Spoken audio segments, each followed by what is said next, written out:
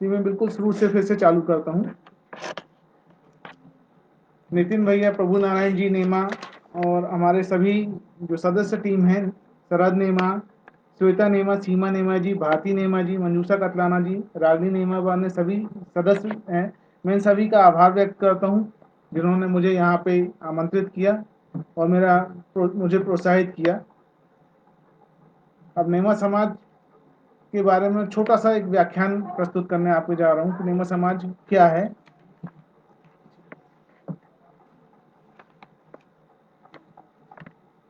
नेमा दर्पण का एक सूक्ष्म व्याख्यान है जो मैंने अपने द्वारा इसको लिखा है कि मेरे समझ में जो आया कि जैसे सागर में एक लुटिया भर के पानी लेके आते, उसी तरह मैंने इसको छोटा सा संक्षिप्त रूप में लिखा है।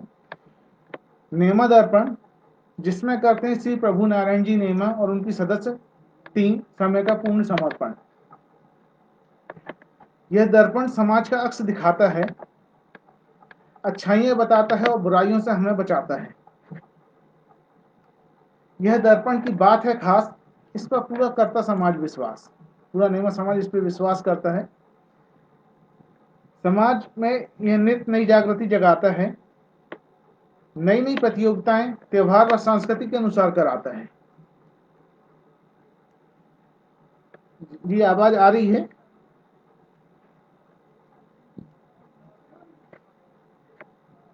वर्तमान में हर सप्ताह यह नए कवि से मिलाता है।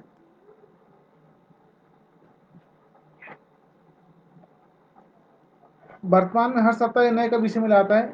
साप्ताहिक विचारों से ये समाज में नई चेतना जगाता है। गीतमाला के माध्यम से संगीतमय शाम सजाता है। ये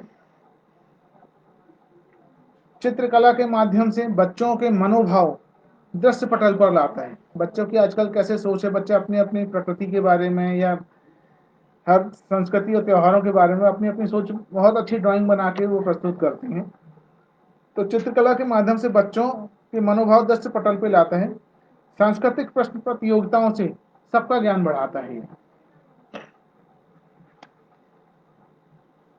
समाज में दूर दूर जो बंधु हैं उन्हें आपस में जोड़ता भी है, एक सेतु का काम भी करता है। जो बहुत दूर दूर हैं, एक दूसरे से नहीं मिल पाते हैं, पर समाज के नेमा दर्पण के माध्यम से सभी एक दूसरे से मिलते हैं। वैवाहिक जोड़ी बनाने में भी मेल मिलाप कराता है। यह दर्पण विविध गुणों की खान है और इसकी सबसे बड़ी विशेषता है इसमें स्वच्छता और संस्कृति सबसे प्रधान है। ये स्वच्छ साहित्य देता है और स्वच्छ संस्कृति हमारी जो है उससे हमारे को चित परिचित कराता है। नेमा दर्पण विगत 9-10 वर्षों से सतत अपना योगदान इसमें दे रहा है। संचालक मंडल सदस्य टीम इसमें एक सुंदर सुंदर पहचान इनको दी है, इन्होंने देते इसको एक सुंदर पहचान है।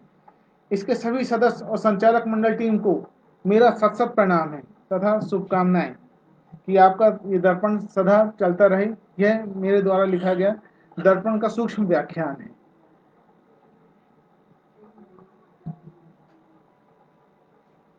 आवाज आ रही? अब मैं आगे चलता हूँ अपने सांस्कृतिक कार्यक्रम में। जैसे अभी हमारे यहाँ पे कृष्ण जन्माष्टमी हुई और कृष्ण जन्माष्टमी के लिए सभी ने बहुत बढ़ चढ़ के इसमें योगदान दिया और नए नए कविताएं पोस्ट की, जिसमें अभिषेक नेमा भैया की तो बहुत सुंदर कविता थी, इसको पढ़ के ही मन बहुत खुश हो गया। इसमें मैं भी एक कविता लिखी है कृष्ण जी के बारे में, छोटा सा लिखा हुआ है।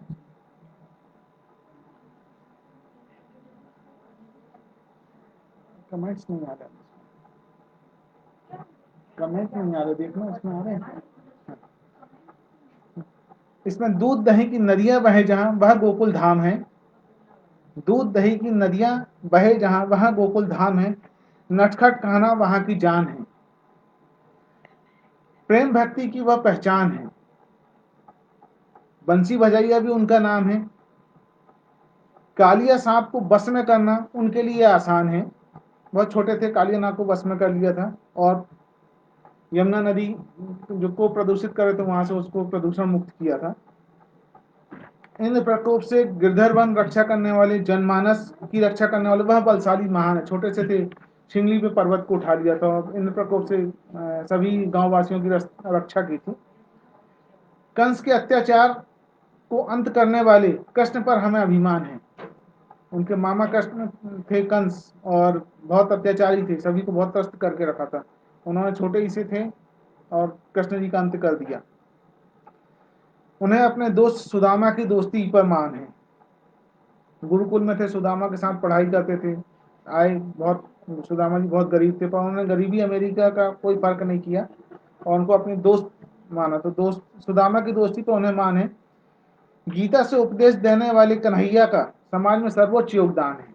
जो आज गीता के पूरे समाज उसको पढ़ता है और उसमें एक एक चीजें जो लिखी हुई हैं। गीता से उपदेश देने वाले कन्हैया का समाज में सर्वोच्च योगदान है। मनमोहन, मुरलीधर, माखन चोर, कृष्ण गोपाल, हर कथा भक्ति रस की खान है। उनकी हर कथा भक्ति रस की खान है। अपनी जैसे जो मित्र के उन्होंने बताया कि मित्र कृष्ण जी के जो मित्र सुदामा थे और उनके जो दूसरे भी सखा थे, वो उनकी सबको ही उनका बहुत मान करते थे। तो मित्र कैसे होते हैं, तो हमने मित्र के ऊपर ऐसे आगे किया है कि मित्रता कैसी होती है, और मित्र रामचंद्र जी ने भी मित्र बनाए, अपन लोग भी मित्र बनाते हैं, और मित्रता कैसे निभाते हैं। इसके लिए मैं अपनी अगली कविता पे आता हूँ जो मैंने मित्रता के ऊपर लिखी हुई है। अब मित्रता क्या होती है, मैंने अपने शब्दों में थोड़ा सा लिखा है कि मित्र मित्रता को देते हैं नई नई ऊंचाई। जो मित्र होते हैं मित्रता को देते हैं नई नई ऊंचाई। मित्र पाटते हैं ऊंच नीच की गहरी गहरी खाई। मित्र सा हितैषी तो होता ना कोई भाई। मित्र सा हितैषी होता ना कोई भाई। गैर होकर भी दूसरों को लेता जो अपनाई। जो दूसरों को भी अपना लेता है मित्र। मित्र ना देखे जात पात, करते ना वो भेदभाव। कोई मित्र जात पात नहीं देखता कि तुम किस जाति का मित्र बना लेता है। सबके हर लेते हैं संताप, और बना लेते हैं और अपना बना ले अपनाई। राम जैसे मित्र बनकर सपनों को पूरा करें। राम जैसे मित्र बनकर सपनों को पूरा करें। रामचंद्र जी थे, वो भी मित्र बने। केवट की नैया जो भवसागर के पार लगाई। कृष्ण जी ने मित्र बन के केवट की नैया भी जो उसकी भवसागर के पार लगाई। भगवान श्री राम ने मित्रता निभाने हेतु भगवान श्री राम ने मित्रता निभाने हेतु मित्र बने सुग्रीव को किष्किंधा दिलाई। उनके जो भाई ने थी वो उनकी पूरी संपत्ति हड़प ली थी और उनको बाहर कर दिया था, तो उन्होंने सुग्रीव की मदद की और बाली का वध करके उसको किष्किंधा वापस दिलाई। रंग से भी राजा बना देते हैं हमारे मित्र। रंग से भी राजा बना देते हैं हमारे मित्र। श्री कृष्ण ने सुदामा के संग जो मित्रता निभाई। मित्रता देखी गई है मित्र से सदा सवाई। मित्र बड़ा नहीं होता, मित्रता बहुत बड़ी होती है। मित्रता जो सब सवाई होती है। मित्रता का इसलिए कोई विकल्प नहीं भाई। मित्रता का हम चाहेंगे कोई उसका सब्स्टिट्यूट है तो सब्स्टिट्यूट कोई नहीं है। मित्रता का कोई विकल्प नहीं है। सदा ही निभाइए सच्ची मित्रता। सभी से हम छोड़े मलिन भाव, सबको गले लो लगाई।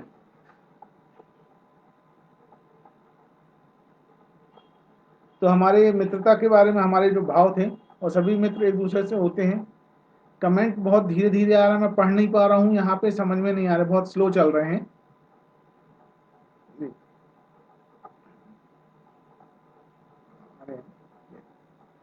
तो ये हमारे मित्रता के ऊपर हमने कुछ शब्द बताए थे। जो हमारे मित्र एक दूसरे से लगे रहते हैं, बहुत अच्छा करते हैं। सिद्धांत भैया बहुत बहुत धन्यवाद, आपका भी स्वागत है। नितिन भैया आपका भी स्वागत है।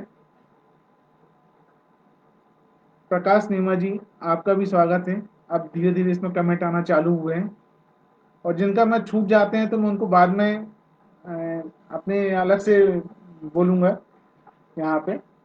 चलिए मैं अपने अगली कविता पे आता हूँ, जो मित्रता के साथ साथ अब अपने गृहिणी के ऊपर आता हूँ। गृहिणी हमारी सबसे अच्छी मित्र होती हैं, जो हर जीवन में हमारे हमेशा साथ खड़ी रहती हैं। हमारी अर्धांगिनी भी होती हैं, ये सुचिता थैंक यू, हमारे साथ हमेशा रहती हैं। तो मैं गृहिणी के ऊपर लिख रहा हूँ, जो थोड़ा सा लिखा है उसको मैं आपको बताता हूँ। हर गृहिणी है महान। भारत में अपन जो है, हर गृहिणी है महान। गुणी गृहिणी की यह है पहचान।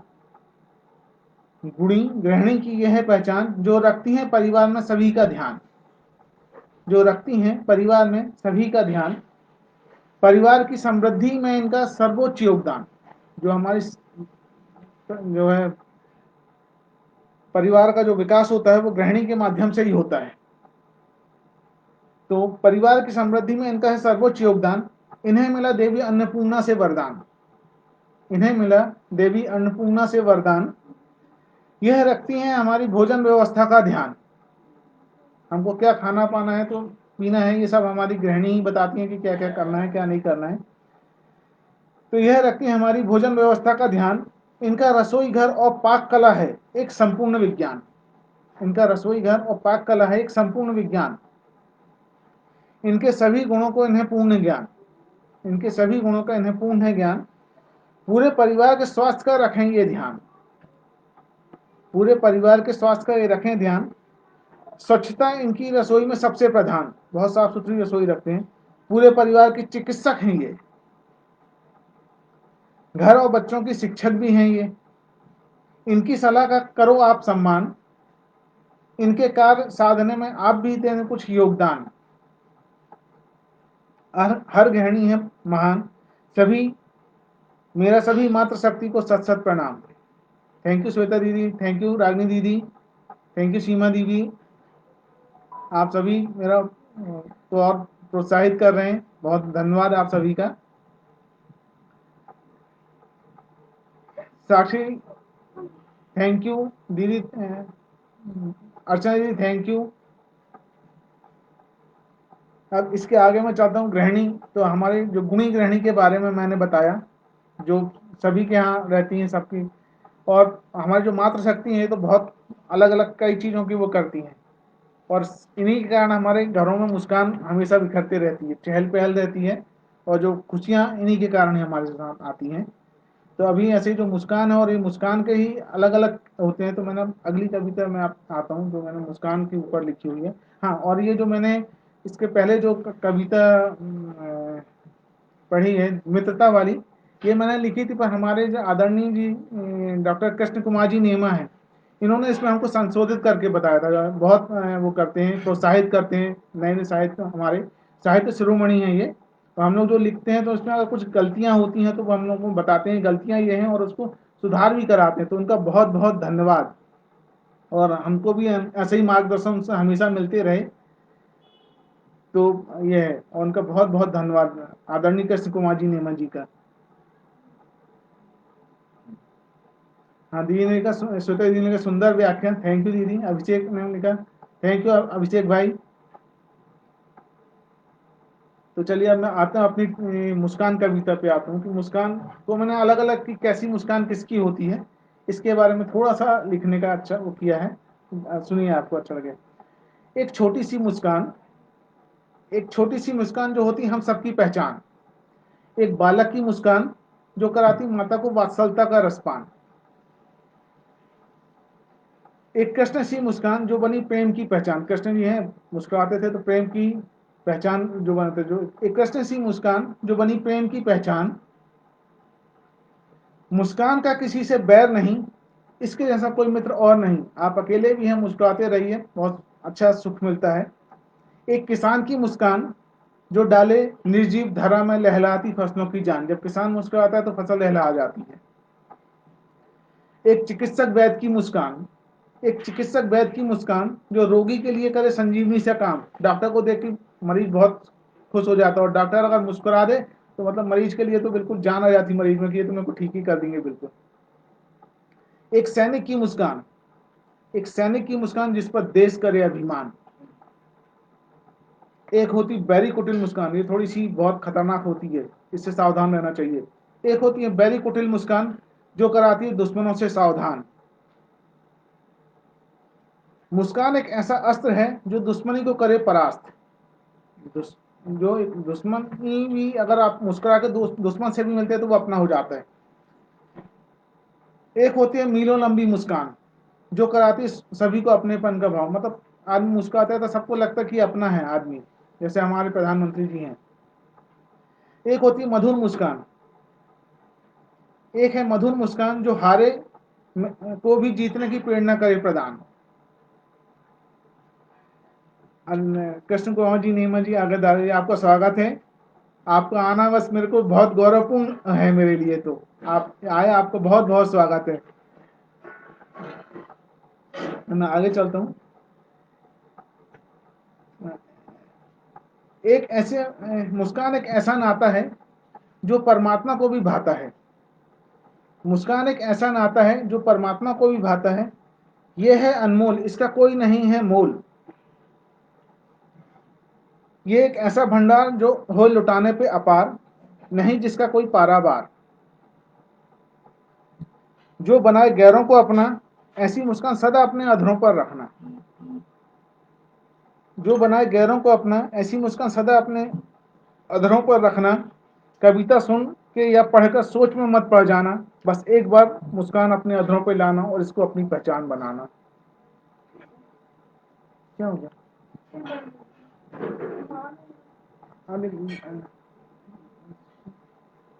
भाभी को बुलाओ ना, सोचो। हाँ,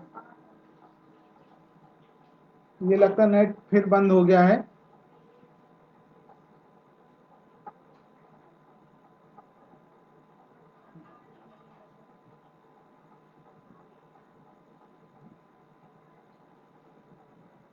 आवाज नहीं आ रही लगता, फिर नेट फिर डिस्कनेक्ट हो गया लगता।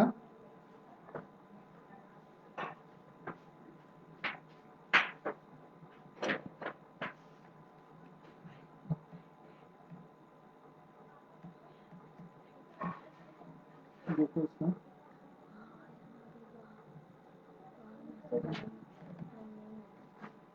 सात मिनट पहले आया। हाँ, आ रहा है। चलो, अब यही मैंने आगे मुस्कान के बारे में बताया। आप सभी का बहुत बहुत धन्यवाद।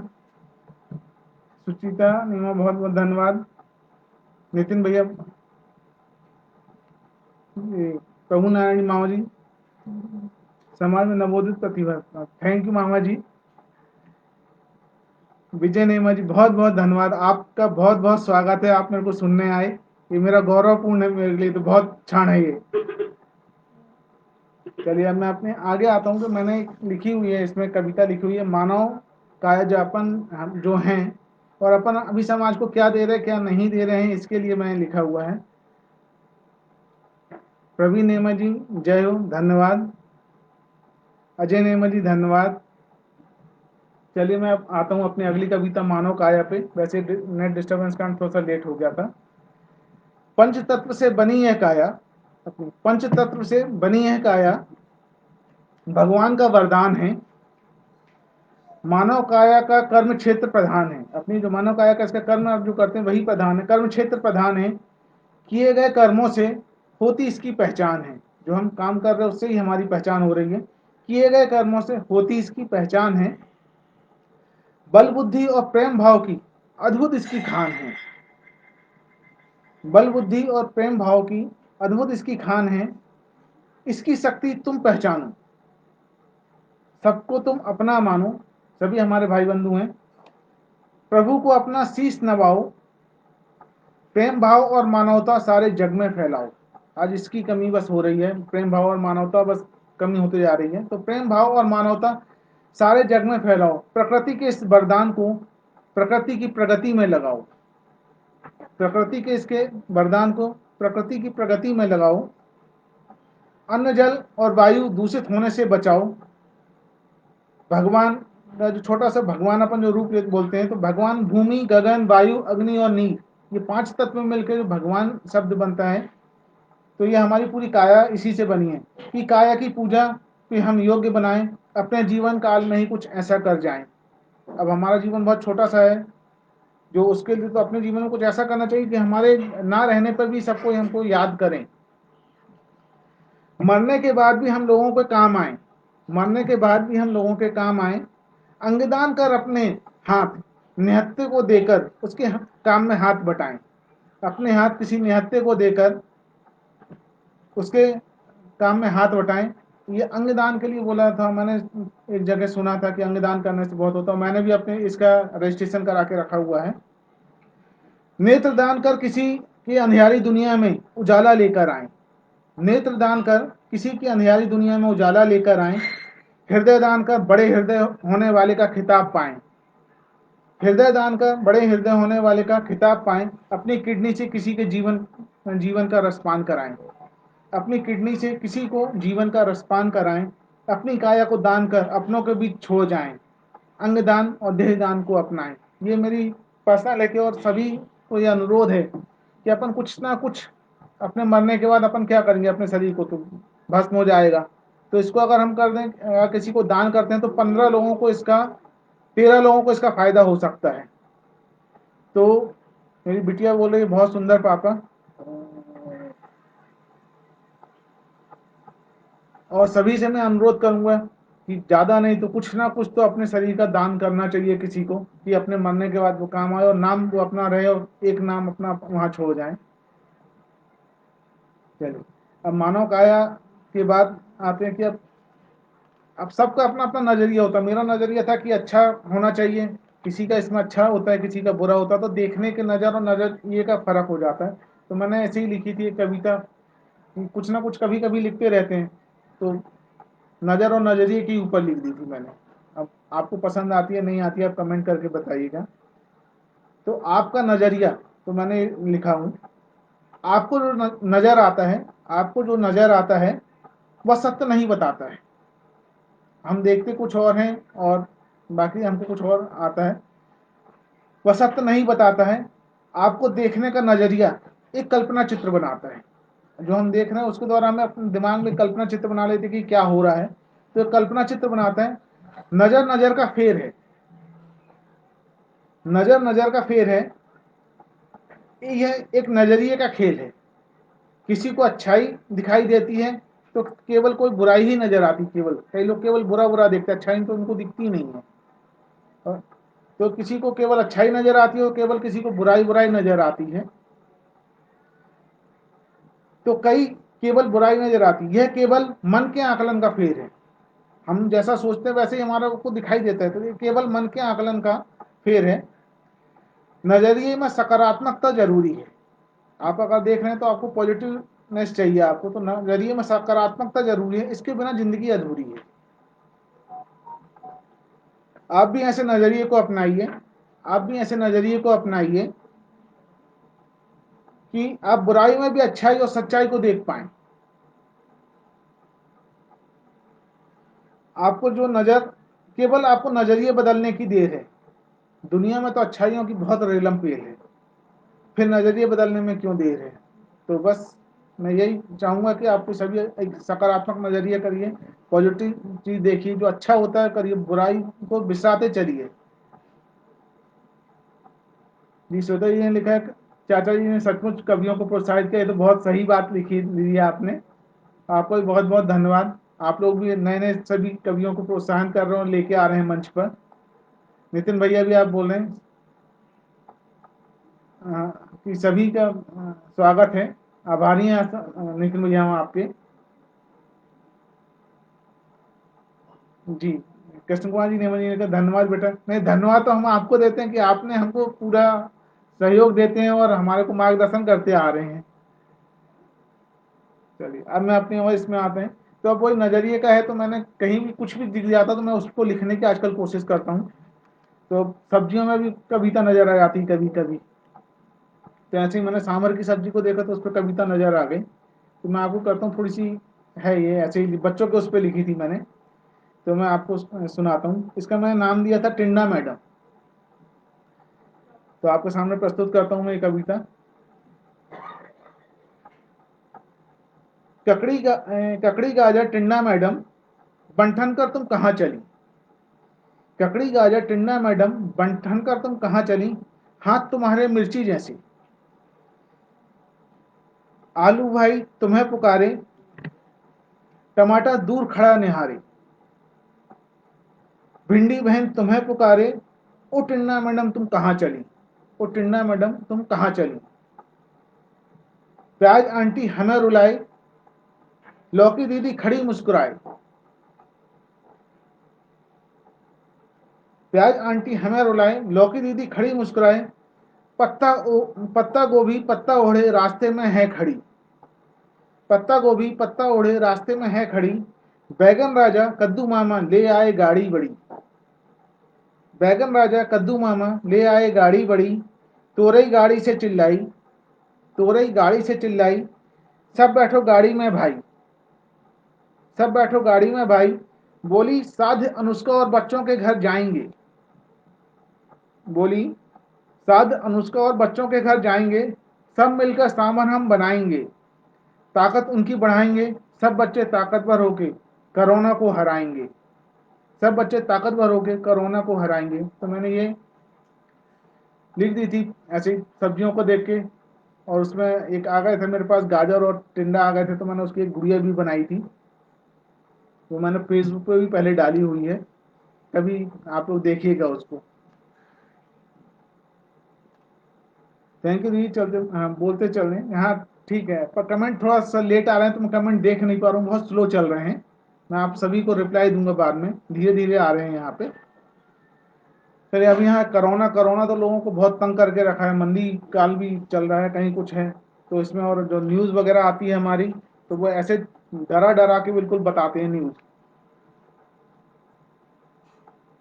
तो मैंने इसको नाम दिया था न्यूज़ ब्राम। जब बहुत सारे लोग आ रहे थे उस समय सब कोई न्यूज़ देखते थे, न्यूज़ देख के कुछ अफवाह थी, कुछ सही न्यूज़ थी, चलती थी और लोगों को डर पैदा कर रही थी। आदमी कोरोना से जितना नहीं घबरा रहा था, न्यूज़ों से ज़्यादा घबराता था। तो मैंने न्यूज़ के ऊपर लिखा था कि न्यूज़ कैसे आती है और न्यूज़ को हमको देखना चाहिए या नहीं देखना चाहिए, आप डिसाइड करिए। तो मैंने इसको न्यूज़ ब्राम करके दिया हुआ था। तो मैंने इसका मैं बताता हूँ न्यूज़ ब्राम, आगे मैं पढ़ता हूँ। न्यूज़ वही जो हमें रिझाए, जो हमको अच्छी लगती वही न्यूज़ होना चाहिए। न्यूज़ वही जो हमें रिझाए, वह न्यूज़ नहीं जो हमें डराए। कुछ न्यूज़ आती है बहुत डरा देती है। न्यूज़ एंकर कुछ ऐसा करते, न्यूज़ एंकर कुछ ऐसा करते, छोटी न्यूज़ को भी म्यूजिक के संग भयंकर करते। बिल्कुल ढन ढन करके म्यूजिक बजता है और आदमी को बताते रहेंगे। तो न्यूज़, छोटी न्यूज़ को भी म्यूजिक के संग भयंकर करते। न्यूज़ सुन कलेजा मुंह को आए, न्यूज़ सुन कलेजा मुंह को आए,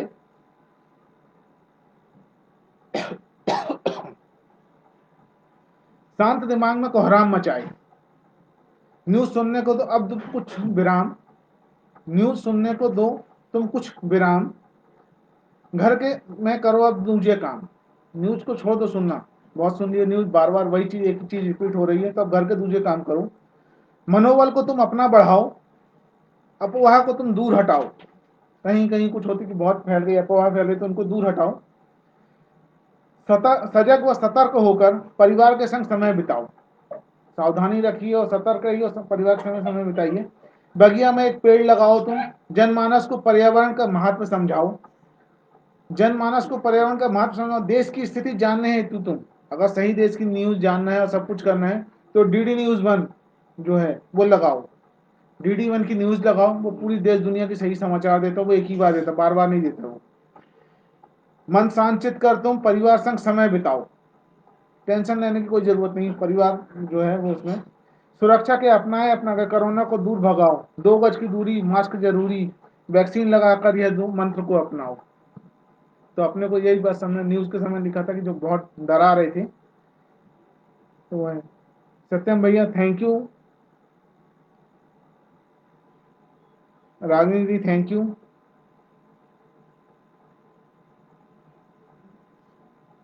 इसमें कमेंट बहुत स्लो चल रहे हैं, समझ में नहीं आ, धीरे धीरे आ रहे हैं, और कुछ को तो देख ही नहीं पाते फिर कविता पढ़ने को उसमें।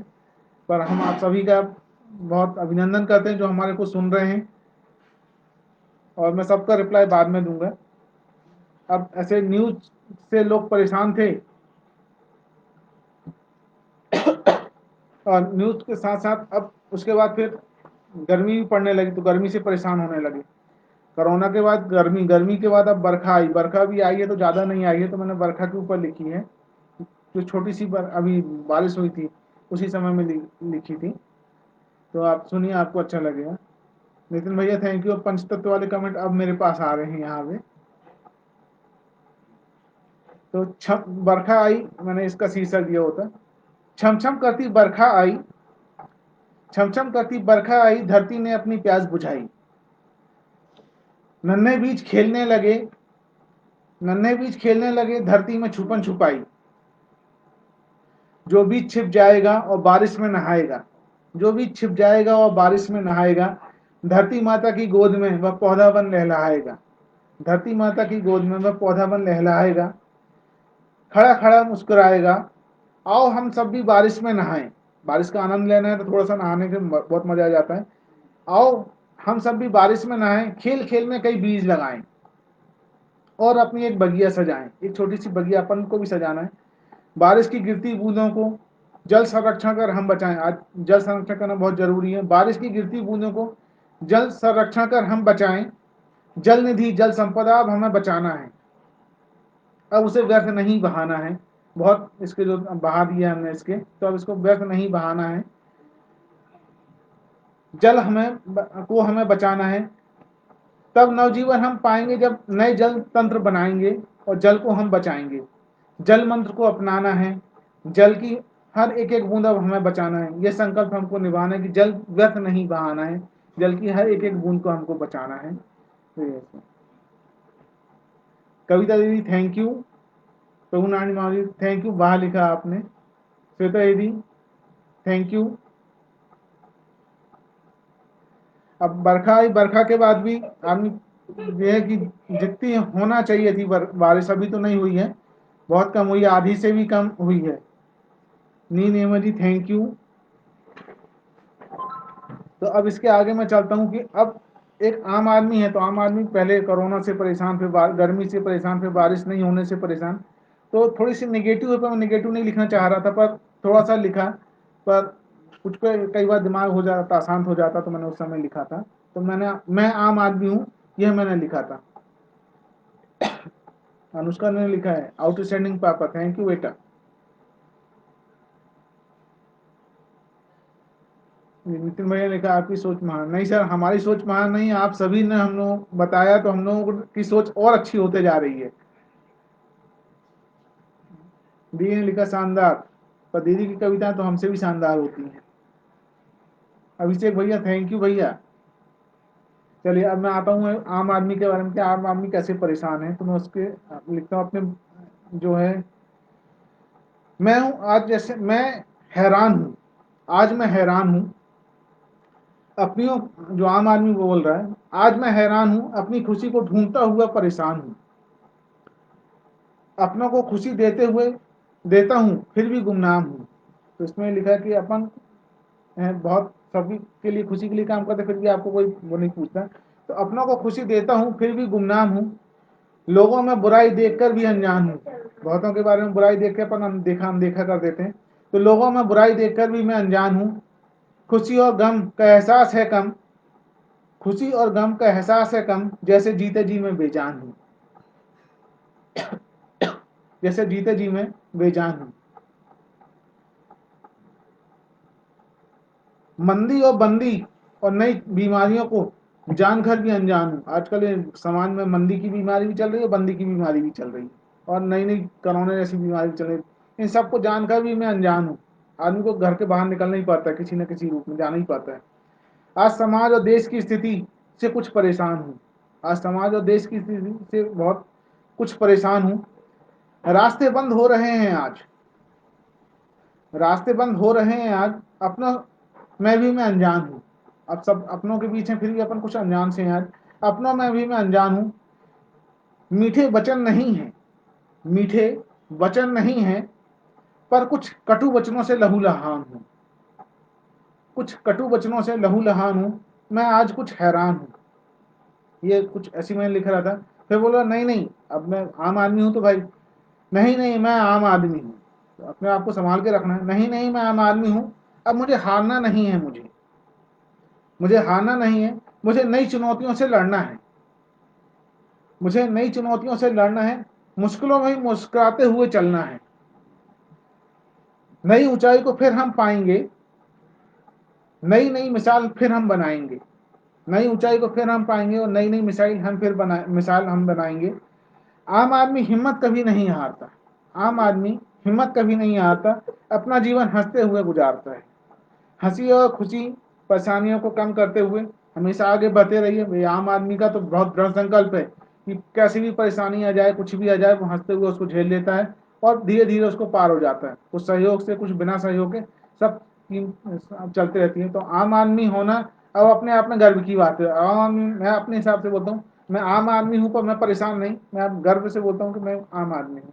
तो आप सभी को भी मेरी कविता पसंद आई होगी। चलिए अब मैं आगे अपनी कविता की और आगे बढ़ता हूँ। आम आदमी परेशान हो गया, आम आदमी की परेशानी के बाद कुछ कुछ रिश्ते भी जो थे, रिश्तों में भी कुछ कुछ आजकल दूरियां आने लगी हैं। तो पता नहीं क्यों आने लगी हैं, प्रेम भाव कम होते जा रहा है, कुछ एकाकी सा मनुष्य होते जा रहा है। समाज में हर कोई आजकल एकाकी रहना पसंद करता है, पर हर रिश्ता जरूरी होता है। तो इस कारण मैं चाहता हूँ कि हर कोई रिश्ते पे अहमियत दे, उसको उसकी वो समझे। एक थोड़ा गला सूख रहा है, मैं पानी पी लेता हूँ।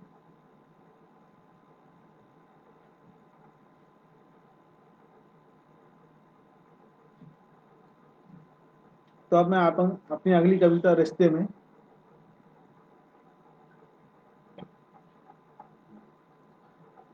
अभी कमेंट पर धीरे धीरे प्रकाश ने मुझे ऑसम, थैंक यू प्रकाश भैया। मामा जी ने बाहर लिखा, थैंक यू प्रभु नारायण मामा जी। अच्छा, दीदी ने लिखा अच्छा स्वास्थ्य समय की मांग है। हाँ, अच्छा स्वास्थ्य सभी के लिए समय की मांग है। अच्छा स्वस्थ जब रहेंगे सभी, तभी वो रहेगा, सब पूरा समाज स्वस्थ रहेगा। तो अब रिश्ते में लिख रहे हैं आज। तो अब रिश्ते के बारे में थोड़ा सा मैं लिख रहा हूँ, इसमें निगेटिव और पॉजिटिव दोनों हैं, तो वो सुनिए, आपको अच्छा लगेगा। हो रहा रिश्ते में द्वंद, हो रहा आजकल रिश्ते में द्वंद, कहीं कहीं रिश्ते में लग रहे पैबंद, आ रही रिश्तों में दूरी, किसी को रिश्ता रखने की है मजबूरी। आ रही रिश्ते में दूरी, किसी को रिश्ता रखने में की है मजबूरी। लोग स्वार्थ सिद्धि में कर रहे हैं जी हजूरी। आजकल कुछ रिश्ते स्वार्थ के लिए रखे जा रहे हैं। तो जरूरी नहीं कि ये पारिवारिक रिश्ते की बात कर रहा हूँ, मैं सामाजिक रिश्ते की भी बात कर रहा हूँ। लोग स्वार्थ सिद्धि में कर रहे हैं जी हजूरी। समय बदल रहा है रिश्तों की धूरी, समय बदल रहा है रिश्तों की धूरी। कोई बेमानी रिश्तों को ढोता जा रहा है, कोई अपने रिश्तों को खोता जा रहा है। कोई बेमानी रिश्तों को ढोता जा रहा है, कोई अपने रिश्तों को खोता जा रहा है। मतलबी रिश्तों को तवज्जो है पूरी, मतलबी रिश्तों को तवज्जो है पूरी। आशीष पूछता है क्या रिश्तों में स्वार्थ है जरूरी। मैं पूछता हूँ, क्या रिश्तों में स्वार्थ है जरूरी? नहीं, नहीं तो फिर तो आइए नए रिश्तों की एक नई माला बनाएं। तो आए रिश्तों की एक नई माला बनाएं, अनमोल मोती से रिश्तों को फिर से सजाएं, अनमोल मोती से रिश्तों को फिर से सजाएं। खट्टी मीठी यादों को फिर से दोहराएं, खट्टी मीठी यादों को फिर से दोहराएं। अब रिश्तों, हर रिश्ता हो जरूरी, अपनों के बीच ना हो कोई दूरी। हर रिश्ता हो जरूरी, अपनों के बीच ना हो कोई दूरी। बस रिश्ते निभाने में आपसी समझ है जरूरी, प्रेम भाव से रिश्ता निभाना है जरूरी। चाहे भौतिक रूप में हो दूरी, आज हम सब कुछ बहुत दूर दूर है एक दूसरे से और बोलते टाइम नहीं दे पाते, पर भौतिक रूप में भी दूरी हो पर रिश्ते वो करें। रिश्ते में केवल ना हो, रिश्ते में प्रेम हो ना हो कोई मजबूरी। हर रिश्ता प्रेम से निभाएं, बहुत अच्छा है। नीता ने, मामी जी थैंक यू, मामी बहुत लेट आए आप, चलिए पर आ गए, थैंक यू। मंजू मौसी थैंक यू। चलिए, तो ये रिश्ते के बारे में मैंने लिखा था। अच्छा, मौसी ने लिखा नंबर 1, थैंक यू मौसी। मंजू मौसी थैंक यू। तो रिश्ते के बाद हम आते हैं। अच्छा, रिश्ते हमारे जो बनते भी शब्दों के द्वारा हैं और बिगड़ते भी शब्दों के द्वारा हैं। कई बार हम कुछ अच्छा बोल पाते हैं, कई बार नहीं बोल पाते हैं, कई बार किसी से बात ही नहीं कर पाते हैं। तो शब्द और वाणी, मैंने इसके लिखा है। सुषमा दीदी थैंक यू, रायपुर से जुड़ गए हैं आप, बहुत बहुत धन्यवाद दीदी, आपका स्वागत है। तो अब मैं आता हूँ शब्द और वाणी। तो मैंने लिखने के लिए किया था कि शब्द कैसे चलते हैं, शब्द तो अपने आप से चल नहीं पाते, तो मैंने इसमें लिखा है, आपको अच्छा लगेगा। ये रिश्तों के, और ये शब्द, अगर ये शब्द अपन संयमित कर लें, अपनी वाणी संयमित कर लें, तो बहुत सारे रिश्ते तो वैसे ही सुधर जाते हैं। तो इसमें मैं शब्द और वाणी पे लिखा है, सुनिए इसको। शब्द के पैर नहीं होते, शब्द के पैर नहीं, शब्द चले वाणी पर हो सवार। अनीता दीदी थैंक यू, वेरी नाइस लिखा उन्होंने, बहुत बहुत दीदी स्वागत है आपका भी। शब्दों के पैर नहीं, शब्द चले वाणी पर होकर सवार, भावना के बस चले शब्द, वाणी कभी तेज तो कभी मध्यम। भावना के बस चले वाणी, कभी तेज तो कभी मध्यम। वाणी अगर होती बेलगाम, नहीं, वाणी कभी तेज चले कभी मध्यम, साधो सभी वाणी को लगा दो उस पर लगाम। वाणी को साधने उस पर सब भी लगाम लगाएं। वाणी अगर होती बेलगाम तो करती अपनों के बीच में घमासान। अगर हम कुछ उटपटांग बोलेंगे तो लड़ाई हो जाती है। तो वाणी अगर होती बेलगाम तो करती अपनों के बीच घमासान, करती कराती कभी धर्म के दंगे तो कभी कराती बेमतलब के पंगे। शब्द बोलने वास्ते ही होता है, आप कहीं बीच में किसी के सामाजिक रूप से आप कोई शब्द बोल देते हैं तो वो शब्द अनर्थ का अनर्थ हो जाता है। तो कभी कराती बेमतलब के पंगे, जो लगाए इस पर लगाम, गैरों को अपना बनाए। अगर वाणी पे हम लगाम लगा लेते, शब्दों पे लगाम लगा लेते हैं तो गैरों को अपना बनाएं, संयम से इसे दौड़ाएं जीवन के वो मजे पाएं। वाणी को संयम से दौड़ाएं और जीवन के मजे पाएं। यह रूप बदलते जाती है, वाणी रूप बदलते जाती है, तो कभी नस्तर बन चुभती है तो कभी आत्मा छलनी कर आती है। कभी हम कड़वे वचन बोल देते हैं तो बहुत लोगों के आत्मा छलनी हो जाती है। तो कभी नस्तर चुभाती है तो कभी आत्मा को छलनी कर आती है। कभी मरहम बन घावों को ठंडक पहुंचाती है। वाणी के द्वारा, शब्दों के द्वारा भी आदमी बहुत दुखी व्यक्ति है, आप उसके सामने खड़े हो जाते हैं, दो मीठे बोल बोलते हैं तो वो मरहम का काम करती है। तो आत्मा को छलनी कर आती है और मरहम बन ठंडक भी पहुंचाती है। कभी वीर रस में भीग कर, वाणी वीर रस में भीग कर सभी में नया जोश जगाती है। मतलब मुर्दे को भी नए जोश में जगा दे, तो वाणी ऐसी होती है। वीर रस में भीग कर सभी में नया जोश जगाती है। श्रृंगार रस में ये घुल मिलकर नए नए रूप दिखाती है, बहुत सुंदर कर देती है समाज को। श्रृंगार रस में ये घुल मिलकर नया नया रूप दिखाती हैं। इसके कटु शब्दों को तुम बिसराओ, वाणी के कटु शब्दों को तुम बिसराओ। शब्द वाणी प्रेम से बोलो, गैरों को भी अपने में ले लो। मैं बोलता हूँ ना, शब्द वाणी प्रेम से बोलो, गैरों को भी अपने में ले लो। दुश्मन को यह मित्र बनाए, जो इसे साधे जग जीत जाए। तोल मोल कर वाणी बोलें, सबके दिल से नाता जोड़ें। Thank you Sonam, thank you मामा जी, प्रभु मामा जी, मंजू मौसी थैंक यू। तो वही है कि वाणी बस ऐसी बोलना चाहिए कि ऐसी वाणी बोलिए मन का फर्क कोई, ये वाला भी एक दोहा है। औरों को शीतल करें, खुद भी शीतल हुए, ये तो सही बोल के गए हैं अपने कविराज जी। तो बस ये है कि वाणी को भी हमको साधना है और सब बहुत अच्छा करना है।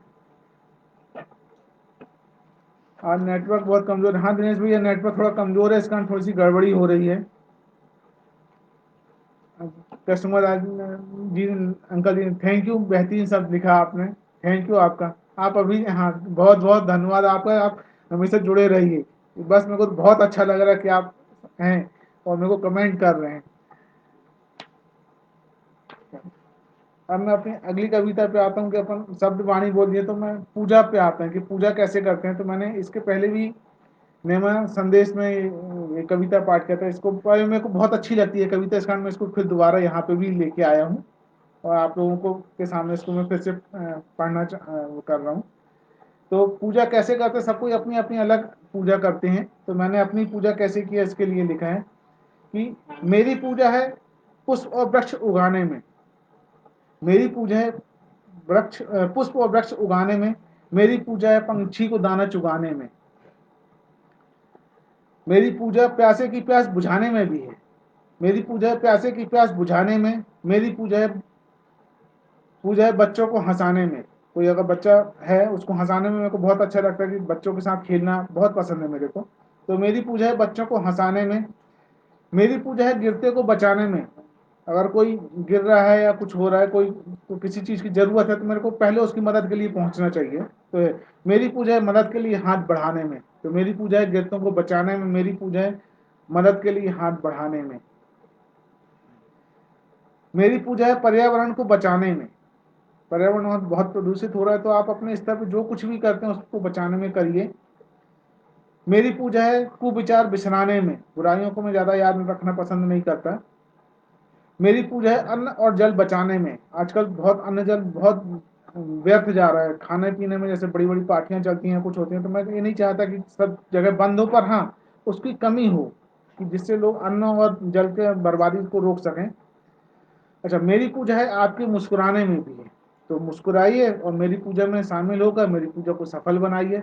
और मैं सभी को यही करूंगा कि आइए, आप भी मेरी पूजा को किसी न किसी रूप में तो अपनाते होंगे, पर इसको और आगे बढ़ाइए और मुस्कुराते हुए मेरी पूजा में शामिल हो जाइए और मेरे को कमेंट करके बताइए। अब मैं और आगे बढ़ता हूँ, इसके अगली कविता की ओर आता हूँ इसमें कि पूजा करने के लिए सबसे पहले तो अपने घर से ही पूजा होना चाहिए, तो पहले अपनी माँ की पूजा होनी चाहिए। माँ मेरे लिए क्या है, मैं ये करता हूँ, मैं बताता हूँ अपने कि मैंने माँ को क्या, सब कोई माँ के बारे में तो बहुत सारा लिखते हैं और बहुत मार्मिक और बहुत वो करते, त्याग की मूर्त करते हैं, तो मैं ये सब चीज़ें तो हैं। माँ का जो त्याग बहुत होता है और उसका तो कोई वो किया ही नहीं जा सकता उसका। तो मैंने पर छोटा सा माँ के ऊपर लिखा है, ऐसा त्याग वगैरह तो नहीं लिखा मैंने, पर मैंने अलग अपने उसमें लिखा हूँ, थोड़ा सा हट के लिखा हूँ, तो आप सुनिए, आपको अच्छा लगेगा कि माँ के ऊपर लिखा है मैंने। जब हम धरा पर आए, जब हम धरा पाए, माँ हमें अपने आंचल में छिपाए। माँ हमको छुपा लेती है अपने आंचल में, जैसे हम धरा पे आते हैं तो माँ हमें अपने आंचल में छुपाए। माँ ने अपार स्नेह हम पर लुटाया, माँ ने अपार स्नेह हम पर लुटाया। माँ की ममता का सुख हमने पाया, इसको देवता भी नहीं पा पाते हैं। तो माँ की ममता का सुख हमने पाया, इसे देख देवता ईर्ष्याए। देवता को भी इसमें जलन हो जाती कि पृथ्वी मानव वो कर रहे हैं इसमें। तो इसे देख देवता ईर्ष्याए, माँ सुख पाने के लिए वे ललियाए। उनको भी माँ सुख पाना रहता है, वही धरा पे आना चाहते हैं। तो श्री नारायण, हमारे जो विष्णु जी हैं, श्री नारायण बैकुंठ छोड़, कभी कौशल्या के राम कहाए धरा पर आए, और कभी कौशल्या के राम कहाए तो कभी यशोदा के लल्लावन हर्षाए। तो माँ का सुख पाने के लिए तो देवता के भगवान भी जाते हैं। तो श्री नारायण बैकुंठ छोड़, कभी कौशल्या के राम कहाए तो कभी यशोदा के लल्लावन हर्षाए। माँ प्रेम का मोल ना लेती, माँ प्रेम का मोल ना लेती, सारी ममता हमको देती। माँ का हम सब पर उपकार, माँ का हम सब पर उपकार। माँ गुरु है, माँ शक्ति है, माँ की भक्ति करो मेरे यार। माँ गुरु है, माँ शक्ति है, माँ की भक्ति करो मेरे यार। प्रथम प्रथम पूज्य है माता मेरी, सदा करती ममता की बौछार। प्रथम पूज्य है माता मेरी, करती सदा ममता की बौछार। माँ का वंदन करो अभिनंदन, माँ को बारंबार प्रणाम। सभी मातृशक्ति को मेरा सत सत प्रणाम। जो हमारी सभी मातृशक्तियाँ हैं और सभी को जो है इन सबको हमारा बहुत बहुत प्रणाम। और इसी के आगे मैं और आगे बढ़ता हूँ, ये तो माता के ऊपर हो गए। तो आजकल कवि है, जैसे मैं कवि बन रहा हूँ, अब कवि नहीं बन रहा हूँ, मैं कैसे लिख रहा हूँ। कवि तो बहुत महान होते हैं, अपन महान नहीं है, छोटा मोटा लिख लेते हैं बस, जैसे टाइम पास करते हैं तो वो होते हैं। तो मैंने लिखा है कि हर कोई के अंदर कवि होता है। मैंने अपने विचार में ये भी लिखा था कि सब कोई अपने मन के अंदर के जो भाव आते हैं उनको लिखें कुछ और प्रस्तुत करें सबके लिए। तो कभी जैसे जो अच्छा समाज को प्रोत्साहन मिलता है और नया नया साहित्य भी समाज को पढ़ने मिलता है और समाज की प्रगति में सहायक भी होता है। तो मैं आप सभी से अनुरोध करूंगा कि आपके मन में जो भी विचार आते हैं, आप जो सोचते हैं, बोलते हैं या कहीं पढ़ते हैं, आपको अच्छा लगता है कहीं पढ़ा है, वो लोगों के साथ शेयर करना चाहिए। तो आप अपने नाम से शेयर ना करके उसके नाम से शेयर कर दें। जरूरी नहीं कि आपको अपना ही लिख के करना है, जो भी अच्छी चीज़ है वो आपको करना है। श्वेता दीदी थैंक यू। जल के लिए सुंदर संदेश। हाँ, सभी को जल बचाना चाहिए, आजकल जल की बहुत कमी हो रही है। कविता दीदी थैंक यू। चलिए, तो मैंने लिखा है कि अपने अंदर एक कवि छुपा होता है, मन हर किसी के अंदर होता है, कोई छोटा कोई बड़ा, कुछ भी लिखना चाहो तो लिख सकता है। तो मैंने लिखा मन छवि, अपने अंदर जो हमारी छवि है उसके मैंने बारे में लिखा है। मन छवि, हर व्यक्ति के मन में उसकी एक छवि है, हर व्यक्ति के मन में उसकी एक छवि है, अपनी एक छवि है। देखो भाई, क्या वह आपका अंतर्मन कवि है? आपको देखना है, देखो भाई क्या वो आपका अंतर्मन कवि है? उसके शब्दों को जानो और विचारों को पहचानो। उसके शब्दों को जानो, विचारों को पहचानो, उसे शब्दों द्वारा बाहर खींचना है। भाई आपने जो सोचा है अंदर, उसको आप कैसे दर्शाएंगे, शब्दों के द्वारा या बोल के? तो शब्दों के द्वारा उसे बाहर खींचना है, फिर भावों से सींचना है। आपके फिर जो भाव आते हो आप उससे सींचिए। नौ रसों में उसे भिगाना है। नौ रस में भिग के बहुत सुंदर हो जाएगा। श्रृंगार रस में, वीर रस में, करुण रस में, जो भी आप जैसा वो करते हैं, हास्य रस में लोगों को हंसाएगा उसमें। नौ रसों से उसे भिगाना है, फिर लिखी कविता को गुनगुनाना है। फिर अंतर्मन कवि को बार बार मुस्कुराना है। जब आपका अंतर्मन कवि आप लिखेंगे, कुछ करेंगे और लोगों को पसंद आएगा तो आप भी मुस्कुराएंगे और सब लोग भी मुस्कुराएंगे। तो मैंने कवि के, अंतर्मन कवि के बारे में लिखा था। और मैं भी कोई बहुत बड़ा कुछ ऐसा लेखक नहीं हूँ, ना ही वो हूँ। जो समझ में आता है, समाज में जो आजू बाजू दिखता है वही लिखने की कोशिश करता हूँ। और कई बार अच्छा लिख जाता है, कई बार बुरा भी लिख जाता है। तो कवि तो बोलते हैं ना कि कवि के रूप में बोलता हूँ। तो मेरे मत से कवि कौन होता, तो मैंने ये लिखने का एक प्रयास किया कि कवि एक संक्रमण है। अब आप इसको बीमारी मत समझिए, संक्रमण बहुत अच्छी चीज होती है। तो मैं अपने विचार कवि के बारे में प्रस्तुत करता हूँ कि मैं कवि को क्या समझता हूँ। आपको सुनने में थोड़ा मजा भी आएगा और कहो गुस्सा भी आए, जो भी है आप देखिएगा, मैं लिख रहा हूँ इसमें। तो मैंने लिखा कि कवि क्या होता है। तो कवि एक संक्रमण है, जो संक्रमित हो जाता है वह कवि कहलाता है। जो इस बीमारी से संक्रमित हो जाता है वो कवि कहलाता है।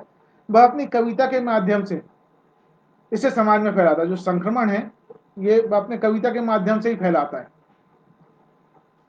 यह समाज में के लिए लाभकारी है, मतलब ये हानिकारक नहीं है, कभी समाज के लिए लाभकारी है।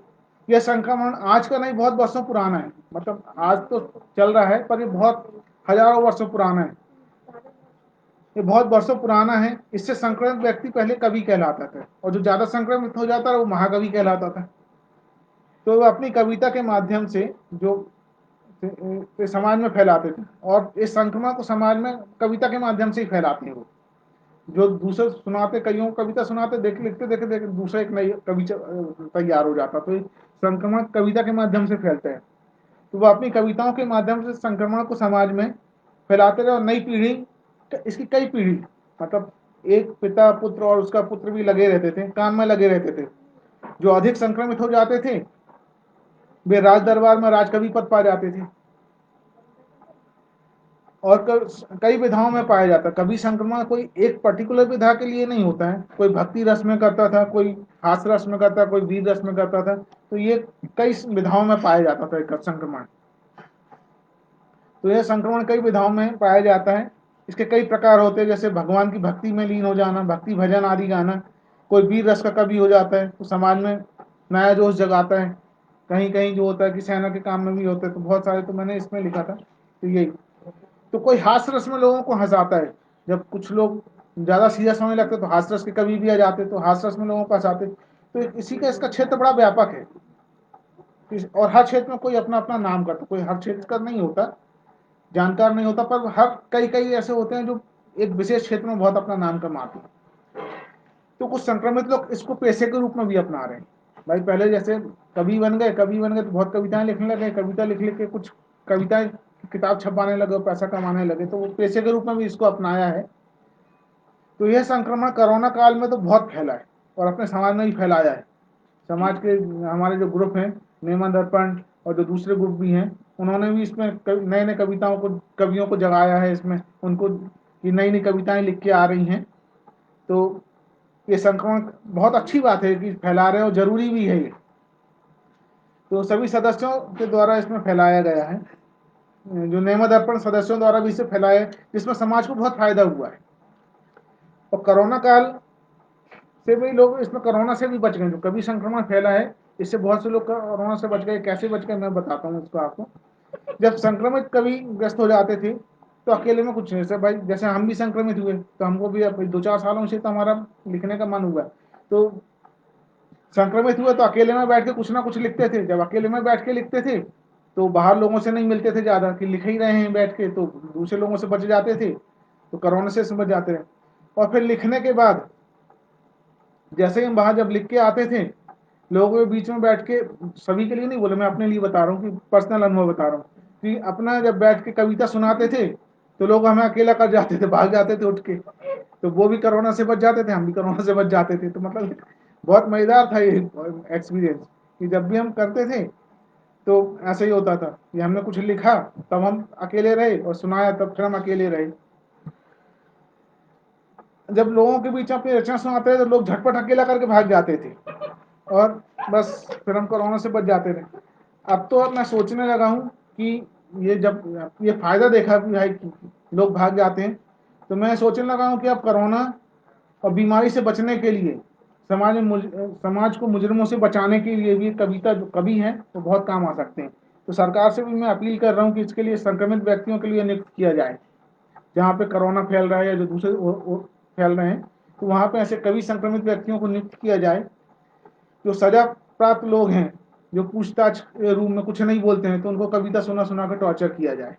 अब मेरे जैसे कवि को बिठा लेंगे तो सही में टॉर्चर होंगे, आप लोग भी हो रहे होंगे, पर बैठे हैं फिर भी मेरे साथ, यही इसके मेरा आभार, मैं आप लोगों को बहुत आभार व्यक्त करता हूँ कि इतना टॉर्चर मैं कर रहा हूँ, उसके बाद भी आप लोग मेरे को सुन रहे हैं।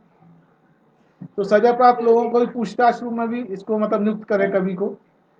आप सभी को मेरा समर्थन मिलना चाहिए भाई, आप समर्थन दीजिए मेरे को कि मैं सरकार से बात कर रहा हूँ, आप लोग भी करिए। और अगर आप नहीं करेंगे समाज से बात, तो फिर समाज में मुजरिमों और कोरोना से मुक्त कैसे हो पाएगा, और नहीं भी हो पाएगा तो कुछ समय के पश्चात अगर मैं फिर आपके सामने प्रस्तुत हो जाऊंगा, फिर मैं आपको कविता सुनाऊंगा, तो आप चाहते हैं कि मैं कहीं ना कहीं व्यस्त हो जाऊं, तो आप भी सरकार का समर्थन बोलिए, सरकार को कवि नियुक्त करने कहीं कहीं, और अपने कमेंट द्वारा बताएं कि मैं दोबारा कविता सुनाने आपके पास आऊं या नहीं आऊं, ये है। और ये संक्रमण वैसे रुकना नहीं चाहिए और समाज के द्वारा इसको और फैलना चाहिए, और नेमा दर्पण इसमें बहुत सहयोग कर रहा है। तो बस मैं अपनी कुछ कविताएं ऐसे ही लेके आया था और आप सबके सामने प्रस्तुत की।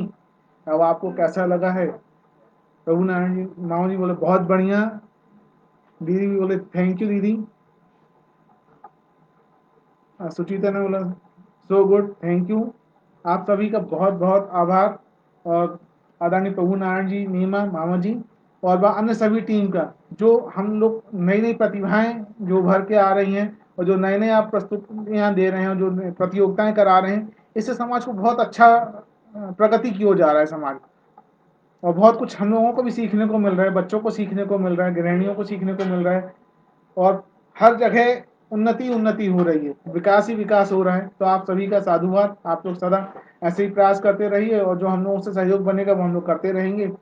इसी के साथ मैं अब बस अपना कविता पाठ यहाँ पे समाप्त करता हूँ। आप सभी जो श्रोतागण यहाँ पे आए उन सभी का बहुत बहुत आभार, नमस्कार। और जो जिन लोगों ने मुझे बहुत सुना और जिसी भी तरह सुना, अच्छे से सुना या बुरे से सुना, दुखी हुए या खुश हुए, आप कमेंट करके मेरे को बताइए। बस आपका बहुत बहुत धन्यवाद। अब मैं बस मैं ये बंद करता हूँ। धन्यवाद, नमस्कार।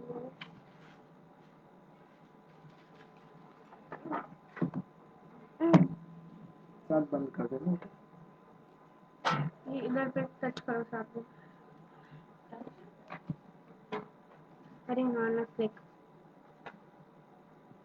ये देखो मैंने भेजा था, कितने सारे भेजे, अभी पहुंच रहे, ये कितने देर पहले भेजे तुम्हें क्या? Done done done.